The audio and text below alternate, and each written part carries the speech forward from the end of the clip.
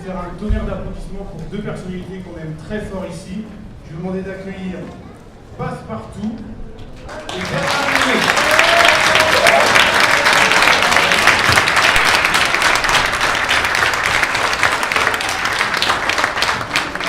Alors, c'est une conférence, c'est le jeu des questions-réponses. On est là entre nous, on se pose des questions. Donc, les invités qui nous font l'honneur d'être là vont s'asseoir ici, on prend le micro. Et puis, chacun votre tour, si vous avez des questions, vous levez la main et les invités vont y répondre. Allez. Voilà, c'est à vous. Bonjour à toutes. Bonjour, vous allez bien? Bonjour à tous aussi, bien sûr. Il y a une régie, montre-moi un petit peu le son. Je suis sourd, je suis batteur. Montre-moi un petit peu au micro, s'il te plaît. André, vas-y, raconte. Non, je te laisse. En fin de compte, on est très timide et on ne sait pas. Allez-y, posez-nous les questions que vous voulez. Oui? La vidéo avec McFly et qui est un peu comment c'était? C'était super sympa. Ils sont comment? Ils sont très très gentils. D'ailleurs, ils viennent cette année participer à l'émission Fort Boyard. Voilà. Mais c'est des gars qui sont très très sympas. Merci. Alors moi, j'ai posé une question, André. J'ai rencontré Olivier Mine, d'abord qui est très grand, qui est très beau, très grand, imposant. Ouais, en fin de compte, c'est lui qui m'a tout pris mes centimètres. C'est lui qui est à tout prix. Mais quand je l'ai rencontré, j'ai trouvé un garçon charmant, un garçon gentil. Est-ce que dans tous les tournages depuis tant d'années avec toi, Il est toujours aussi gentil. alors, tu l'embrasseras de ma part. D'accord, c'est mon papa. Voilà. C'était ma question, André. Eh bien, merci. On va y aller. Sinon, est-ce que vous avez d'autres questions à poser à Bernard, à moi?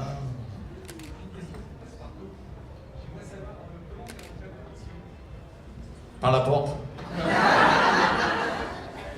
Non, club de plaisanterie, à l'époque, ils cherchaient des personnes de petite taille comme moi, en 89.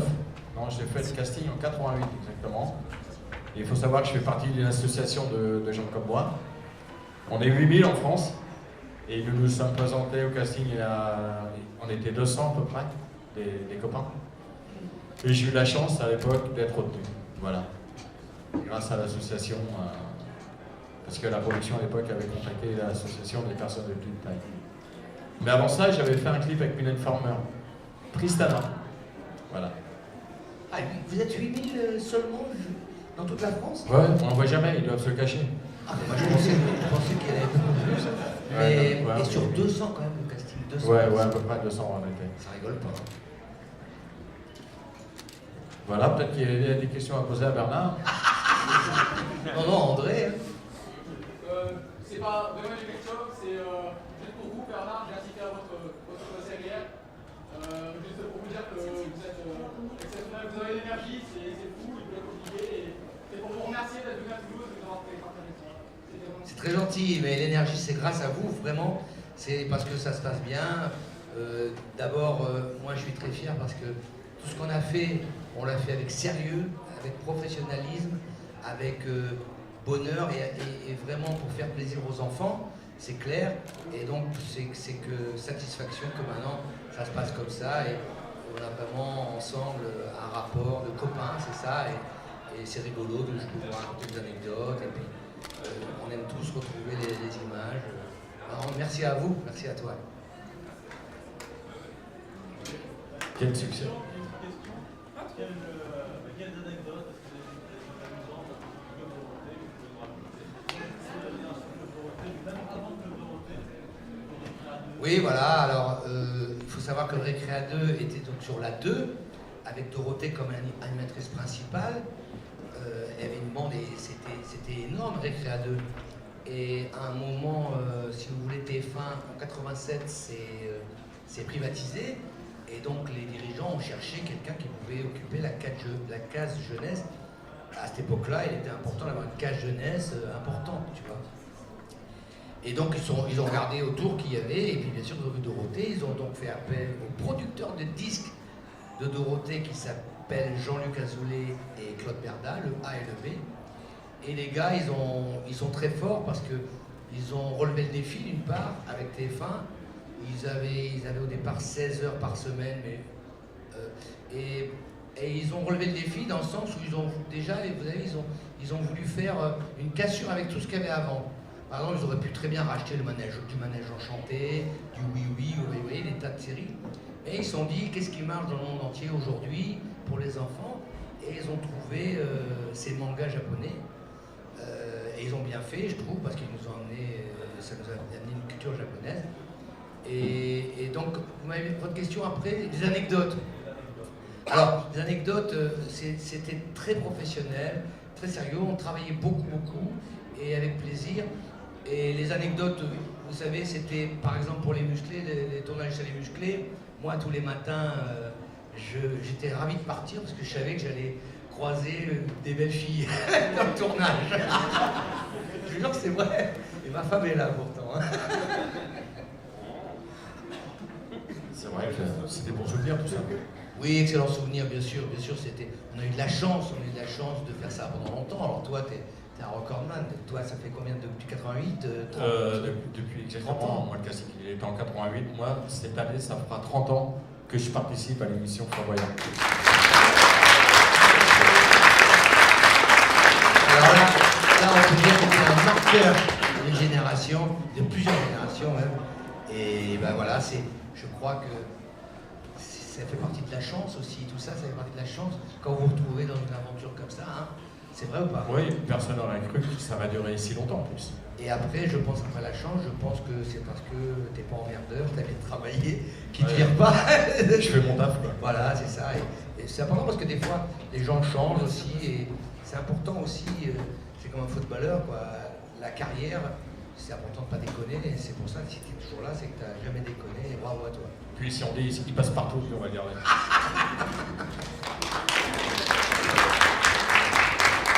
Monsieur Neko aussi après. Monsieur d'abord derrière Neko. Je voudrais savoir si vous avez vu la vidéo lors de venir à votre sujet. Ah, pas partout, moi. Alors écoutez, joueur de grenier à mon sujet, non? Il a fait un truc à mon sujet quand? Plutôt sympa, non? Je crois. Je sais pas trop que c'était drôle. Et à la fin, c'était sympa. Non, je pense que lui, si j'avais eu un problème, je crois que je l'aurais su, je l'aurais fait. Arrête, ça va se voir qu'on est ensemble. C'est pas grave. Et non, mais je pense, je me souviens plus, mais je pense qu'il avait fait un truc sympa. Alors s'il a fait un truc sympa, je m'en souviens pas. Mais tu regarderas si c'est sympa ou pas. Mais j'aime beaucoup. Et joueur de grenier, c'est un marqueur de YouTube. C'est encore autre chose, une autre aventure.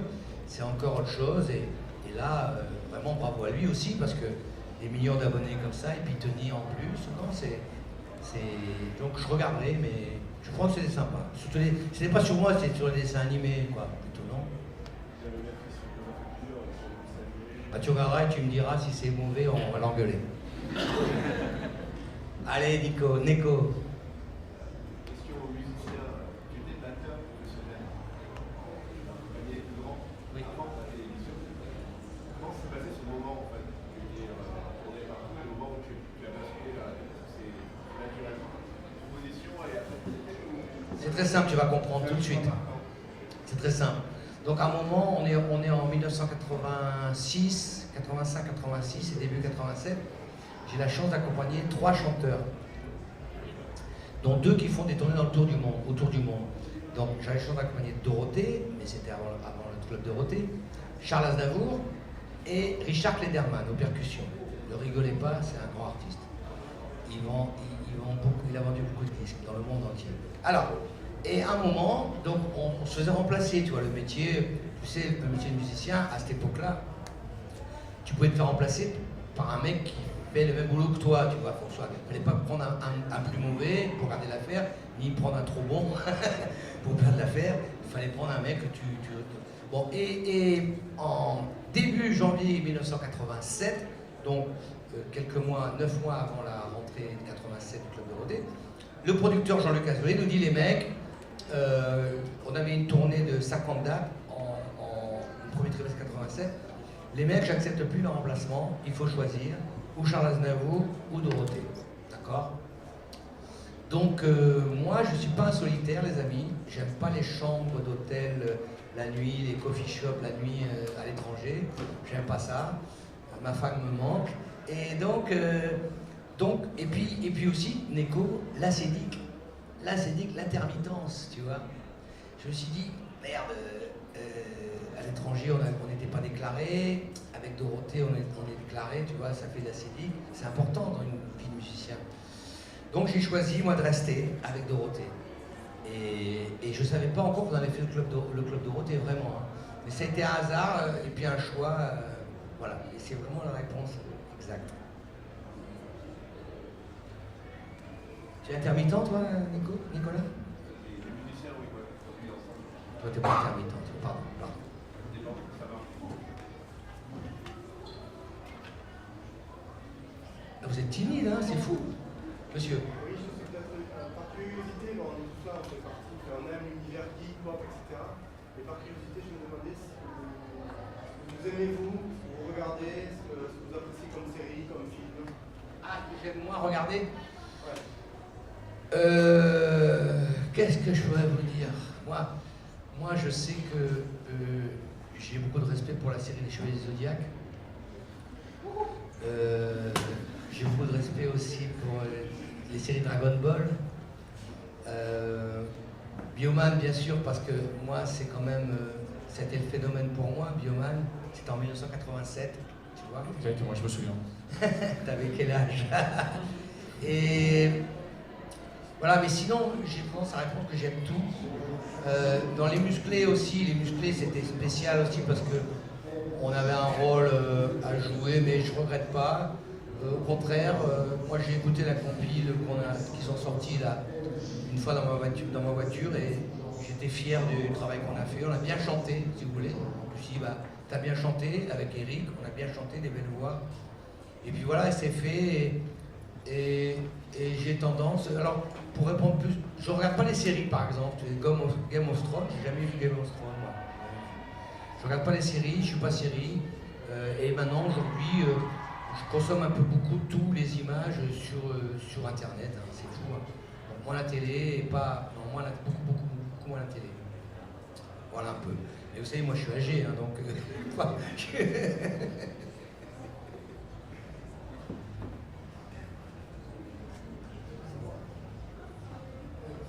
Bioman, justement, quelle a été la sensation là? Parce que quand on vous a proposé de faire ce sujet, vous avez regardé la série avant, vous avez fait ça. Comment ça s'est passé? Oui, alors on ne regardait pas les séries du tout avant. Ça a été fait un peu dans l'urgence. Et même, je vais vous dire un secret, même l'auteur ne regardait pas les séries. L'auteur, vous savez, quand ils achetaient une série, vous avez une Bible, ce qui s'appelle une Bible, avec voilà l'histoire, le nom des personnages, tout bien écrit. Et le gars, il fait son texte juste avec la Bible. Il y a tout est indiqué. Par exemple, Je t'aime, il s'est marqué qu'Hugo, le fiancé de Juliette, et puis voilà. Donc lui, il marque comme ça. Et donc, nous, on regardait encore moins. Moi, si vous voulez, Bioman, il y a une anecdote rigolote, c'est que là, on est en août 87, juste 15 jours avant l'antenne, vous voyez. Et là, le producteur Jean-Luc Azoulay me demande d'interpréter une quinzaine de titres. Et j'avais fait pour eux, j'avais déjà fait des covers, beaucoup de covers, et j'avais fait un générique original qui était Go Go Bo. Et là donc là, si vous voulez, vous avez une liste. Ce que je peux vous dire, c'est que il y avait les premiers dessins animés qui ont été diffusés, Juliette, je t'aime, je crois qu'il y avait les Chevaliers, Goldorak Go. Alors Goldorak, je savais, pour moi, Goldorak, je me rappelais, à cette époque-là, j'avais 33 ans, je crois. Je me rappelais qu'il y avait eu un Goldorak de Noam, ça je m'en souvenais, qui avait été un gros tube, Goldorak le Grand, oui c'est moi Goldorak, donc je me souvenais très bien, mais le reste je ne savais pas qu'il y avait eu d'autres trucs, et donc j'ai dit tiens, voilà, donc il y avait Goldorak Go, c'était leur chanson, et Bioman, alors l'anecdote marrante de Bioman, il était enregistré dans les fins des 15e, c'est peut-être même le dernier, et là vraiment Gérard Céleste, il en pouvait plus, et vous remarquerez, Bioman, en fait, ils ont pris 3 fois le générique et ils l'ont collé 3 fois, et ce qui fait qu'il n'y a pas de pont, enfin c'est pareil.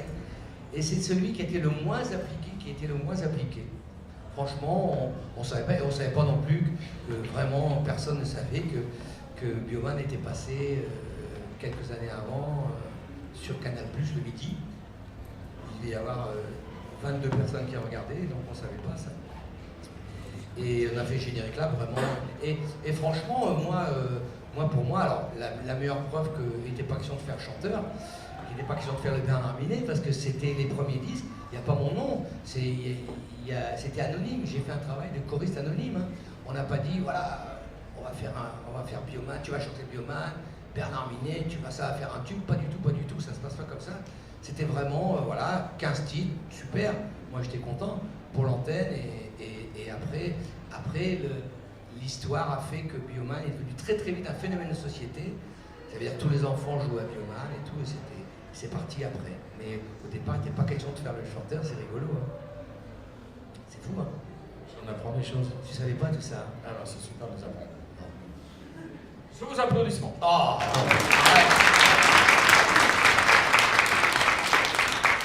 Allez, une question André maintenant, hein. Une question pour André par la suite. Et vous me racontiez très brièvement un gros moment de fou rire dans l'émission et un gros moment de stress. Certainement que dès que le auditeur est en direct, on va avoir les deux. Un moment de fou rire sur Fort Boyard, c'était quand Bruno Solo il est venu en 97. Bruno Solo, de l'Ouest, qu'il a fait le tapis roulant. Il faisait tout, il a n'importe quoi, et là, je pense qu'il en faisait exprès, c'était une grande crise de rigolade. Sinon, un moment de stress, j'en ai pas de souvenir. Mais dis-moi André, des fois c'est pas le stress de la fin, parce que des fois il y a des problèmes pour finir la nuit et tout, vous avez ça, non?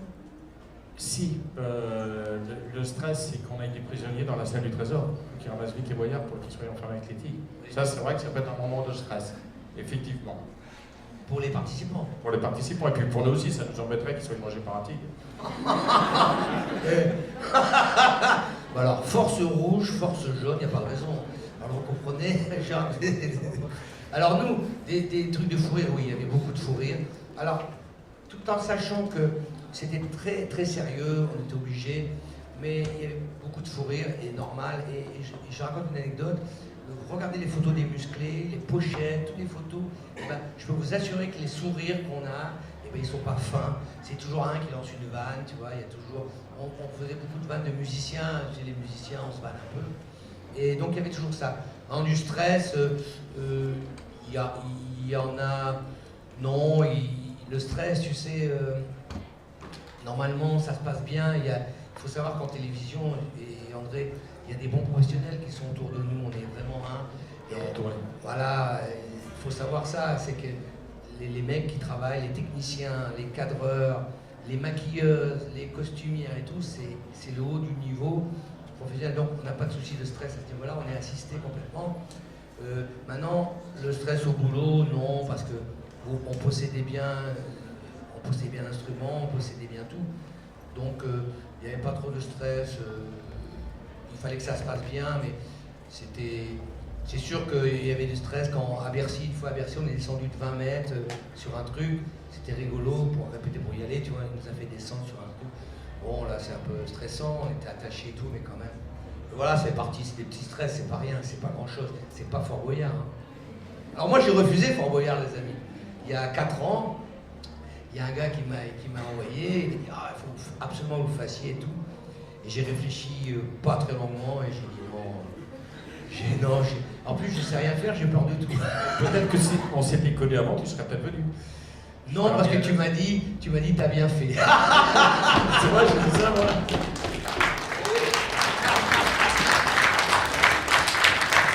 J'ai peur de tout, le sauter, les araignées et tout, c'était fou. Non, je regrette pas de devoir refuser. Bon, peut-être qu'à 35 ans, je l'aurais fait, mais pour maintenant, Ouais, pas à 52 ans.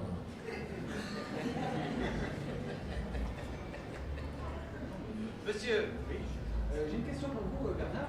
En fait, je ne sais pas si vous avez pris à la rigolade ou alors si vous l'avez très mal pris. Les inconnus vous ont parodié.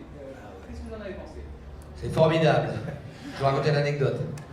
Et d'ailleurs, avant de raconter l'anecdote, il faut savoir que je l'ai fait longtemps, à chaque fois au début de mes shows, ce que j'ai vu, c'était simple, je disais, j'ai un hymne, on l'a fait. Allez, tapez dans les mains, on l'a fait là. Salut bande de c'est moi Bernard. Qu'est-ce qu'on regardait à la télé? Human. Voilà. Je faisais ça en intro comme ça et je peux vous dire que ça m'a rendu bien service parce que j'ai fait une époque des clubs et les gros durs et tout, les mecs, bah, ils avaient compris que on était là pour s'amuser et ça m'a bien aidé, vraiment bien aidé. Sinon à l'époque, j'ai demandé à aller les voir, ils étaient au théâtre à ce moment-là. Moi j'ai demandé à la DG de presse de m'avoir des places et je suis allé les voir. Et arrêtez de tourner là, c'est en privé là, arrêtez de tourner, arrêtez, je réponds, je parle, arrêtez. Donc je suis allé les voir. Là aussi celle-là elle tourne, ouais, arrête là. Penche-la. Il y a la lumière.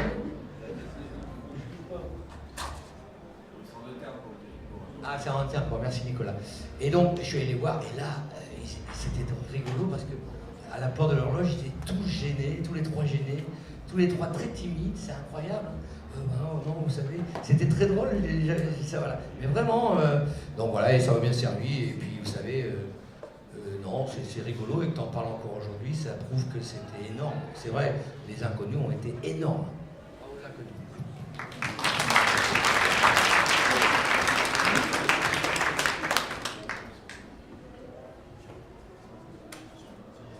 Qui vous voulez?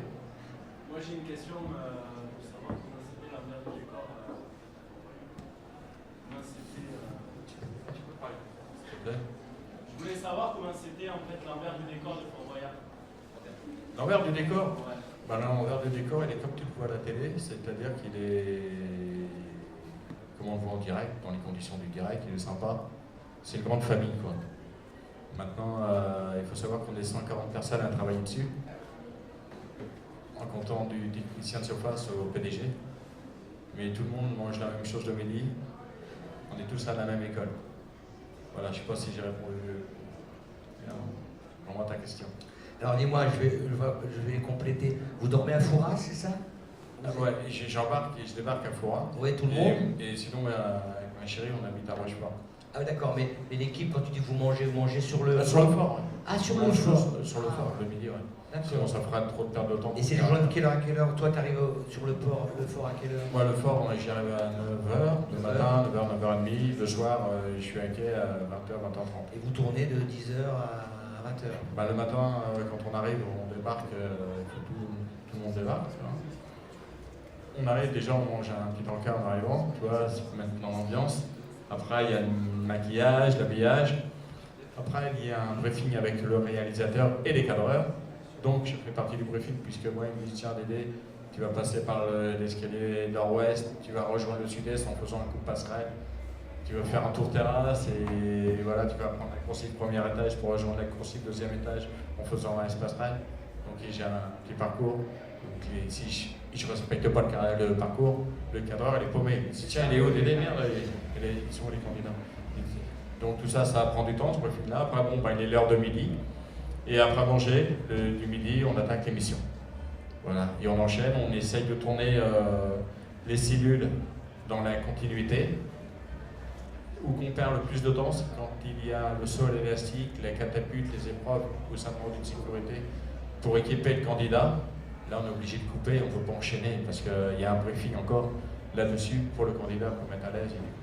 Voilà. Une fois à Fouras, c'est impressionnant. J'étais chanté à la fête de Fouras. Ouais. Ah ouais, c'était quand ça? Oh, il y a longtemps, 15-20 ans. J'étais déjà là. Oui, j'étais déjà là, mais on aurait pu se croiser, quoi. Ah oui, bah oui. Toujours pour André, tout ce qui est Fort Boyard et tout ça, c'est dommage, c'est limité dans le temps par rapport à l'année. Et le résultat, quand vous connaissez Fort Boyard, qu'est-ce que vous faites pour le résultat? Oui, je fais des spectacles. Ouais. André chante. Ouais, je chante de rock and roll. Oui.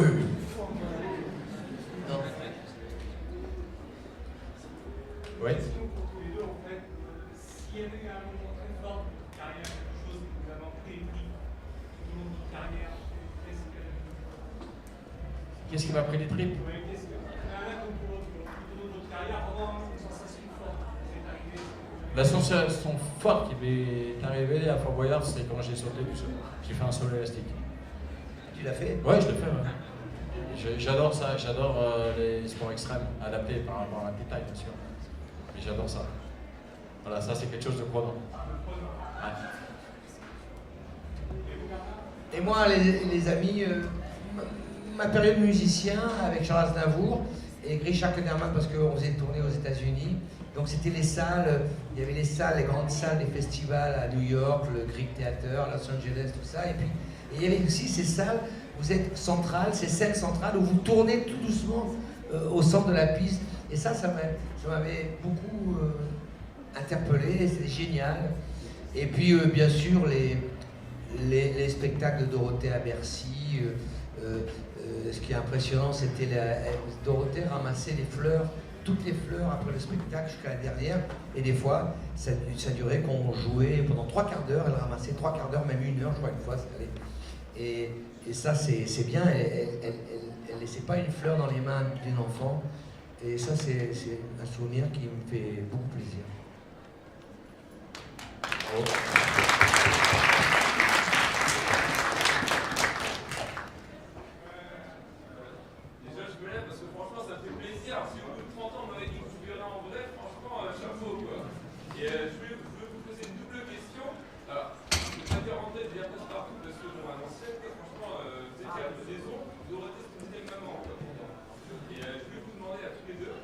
Bernard, est-ce que vous étiez super ami avec Brigitte Lecordier, enfin les bouteurs des séries de manga, et Passepartout, est-ce que la boule c'est un grand pétard? C'est la question que tout le monde.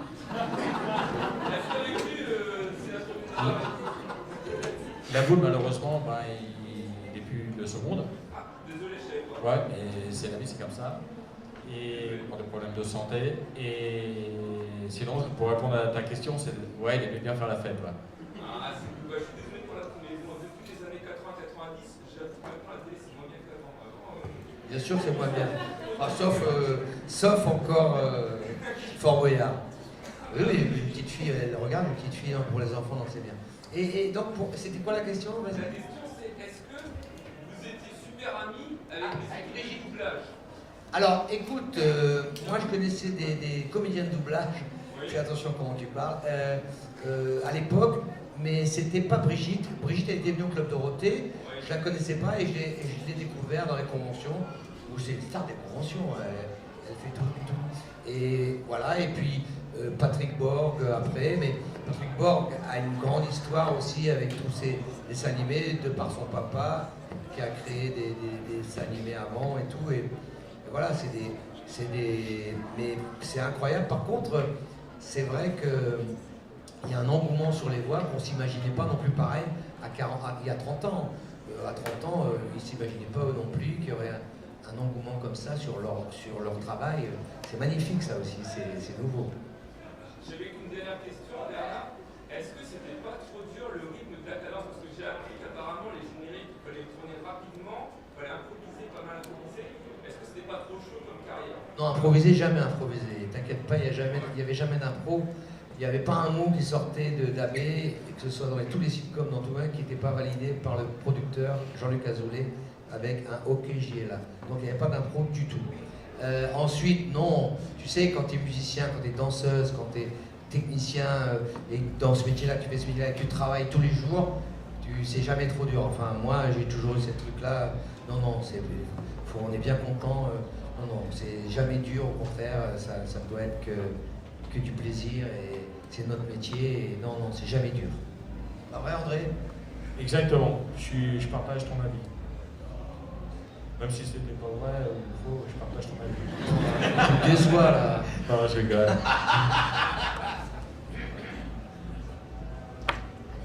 Ah, vous êtes calme quand même, c'est incroyable. Hein, ouais. Mais après manger, je crois que ça fait ça.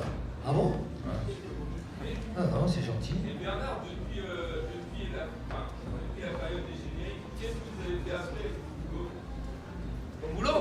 Ouais, après les génériques, il y a forcément une période vers la fin. Alors j'ai une très courte période je ne vais pas dire de recherche, je ne savais pas ce que j'allais devenir. qui a duré 2 ans et demi, parce que tout ce que, bizarrement, à toute ma vie avant, tout ce que j'envisageais, ça se faisait pas. Jusqu'au moment, 2 ans et demi après, un coup de fil du Queen pour chanter 3 chansons, pour chanter 10 minutes, tu vois. Donc là, j'étais un peu surpris. Et depuis ce temps-là, c'était en 2000, et depuis ce temps-là, je suis content parce que finalement, cette nostalgie, ça fait aujourd'hui 19 ans. Et ça, c'était inattendu, croyez-moi. Croyez-moi que quand le Club Dorothée s'est terminé en 97, jamais j'ai imaginé que je rechanterais ces chansons-là, je vous jure. C'était impossible. Parce que la nostalgie, les amis, la nostalgie existait avant. C'était pour vos parents, pour vos oncles et tantes. La nostalgie, on était nostalgique à partir de 50, 60 ans. De sa jeunesse, de sa danse de jeunesse, vous voyez, du tango, du passo-doble. Et là, grâce à la télévision et avec la télévision, moi j'ai commencé mes soirées à Paris, à cette époque-là du Queen, et les gars ils avaient 20, 21 ans. Et ils étaient déjà nostalgiques de leur enfance. Et c'était la première fois, parce qu'avant on n'avait pas d'émission jeunesse comme ça la journée, c'était la première fois qu'il y avait eu tant d'émissions jeunesse. Et ça, c'était des découvertes, on ne peut pas prévoir là-dessus, franchement. Et je vous dire, pour revenir au début de votre question, moi, pendant 2 ans et demi, je voulais prendre un restaurant avec Framboisier, un dancing avec Framboisier dans le Sud, ça ne s'est pas fait. Je devais direction artistique d'un restaurant, ça ne se faisait pas. Moi, depuis toujours, quand je faisais ce métier-là, ma reconversion était de prendre un magasin de musique et avoir des cours de musique, tu vois, des d'autres professeurs. C'est ça ma reconversion, un magasin de musique. Bon là c'était déjà trop tard parce que les magasins de musique commencent à se casser la gueule, pareil, donc j'ai pas fait ça non plus. Vous voyez, vraiment, des fois le destin on sait pas trop, on sait pas trop franchement. Voilà. C'est pas des métiers faciles. Non mais c'est comme ça,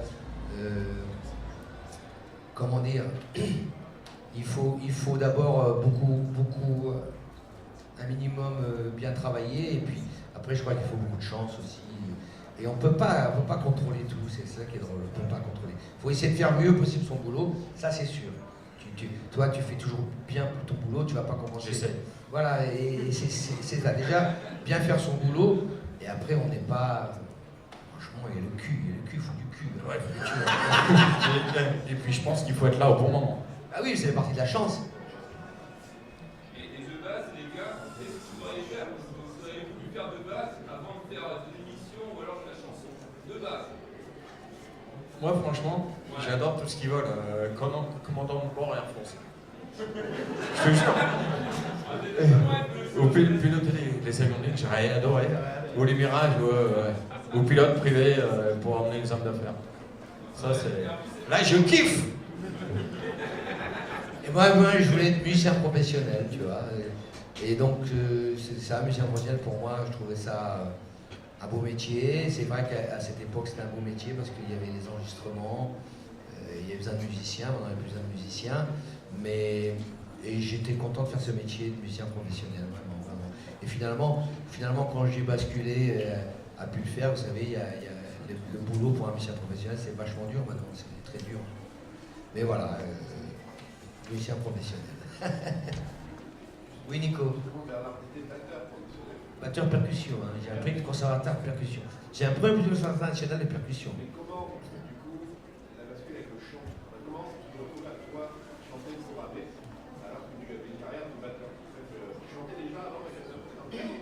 Non, mais tu sais, dans le métier, je faisais des soirées privées, j'ai commencé par des balles. D'abord, quand j'avais 15 ans, j'ai fait plein de balles. Donc balles, et puis j'ai commencé à chanter un peu, là, batteur-chanteur, tu vois. Alors pourquoi batteur-chanteur? Parce que ça donne plus de boulot dans les soirées privées et tout, tu vois. C'est toujours bien, et puis tu fais des chœurs et tout, donc t'as plus de boulot. C'est comme un guitariste-chanteur, un bassiste dans ce parti-là. Ensuite, Jean-Luc Azoulay savait que je chantais, il m'avait vu dans les soirées privées, tu vois. Donc il savait que je chantais bien, et il trouvait que je chantais bien. Donc il a commencé à faire des covers. Moi j'ai fait des covers pour eux dans les années 80. Il y avait tous les... Qu'est-ce que je veux comme cover, peu importe, je ne me rappelle pas. Mais, et après il m'a testé, il m'a fait faire un original qui est Go Go Go, comme j'ai dit tout à l'heure. Et donc pour lui c'est tout naturellement qu'il avait besoin d'une voix masculine, et tout naturellement je pense qu'il a pensé à moi. Et quand la fille, et ça s'est fait comme ça. Et puis, si tu veux aussi, pour être précis avec Nicolas, ça va te plaire aussi. Donc moi, je chantais et à une époque, j'ai fait musicien, tu vois. Donc, et c'est pas que je chante. Et à une époque, quand même, je me disais, merde, t'es combiné. Parce qu'à une époque, les chanteurs, vous signez une maison de disques, vous signez pendant 7 ans, les amis.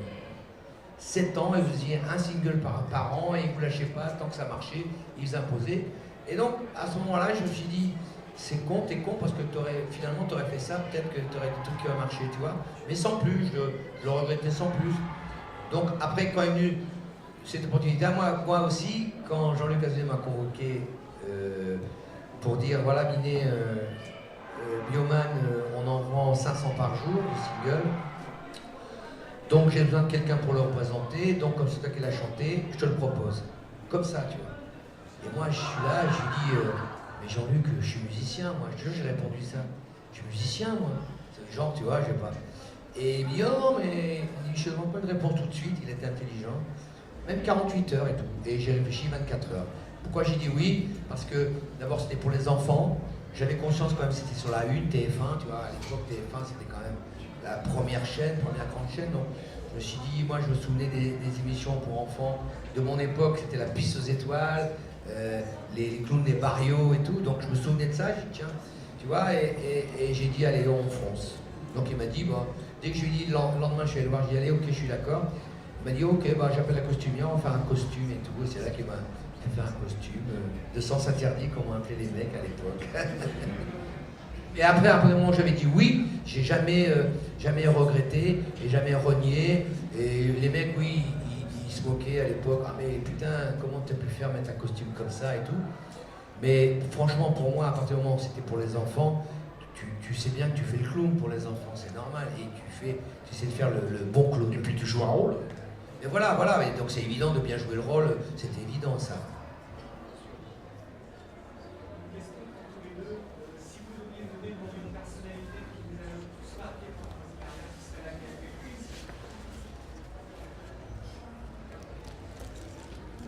Bernard Minet. Elle a transfusion de pensée parce que moi j'allais dire Passepartout.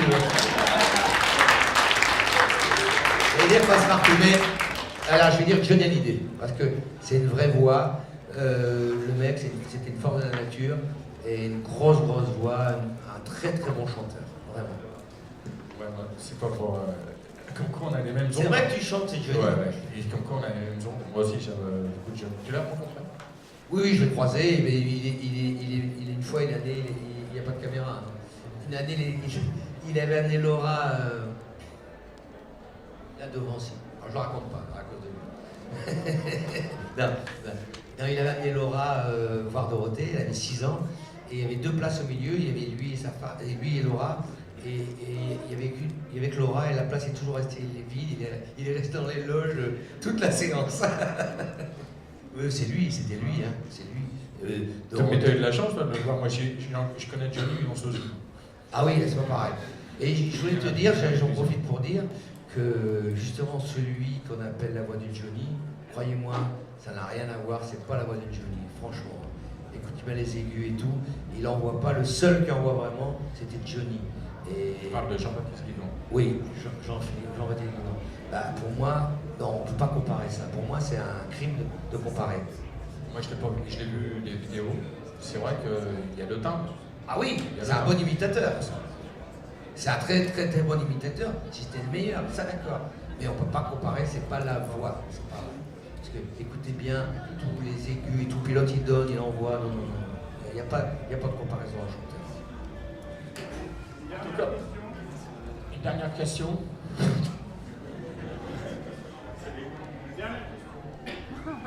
Moi, c'est juste un merci. J'ai perdu ma voix à cause de vous hier parce que le concert était top. Et en fait, on s'est rencontrés à l'internat et on chantait de la chute tout ensemble. Et le faire en concert avec vous hier, c'était juste génial. Donc, merci de mon cœur. Je vais lui faire un bisou tout de suite. Je vous remercie tous, en tout cas.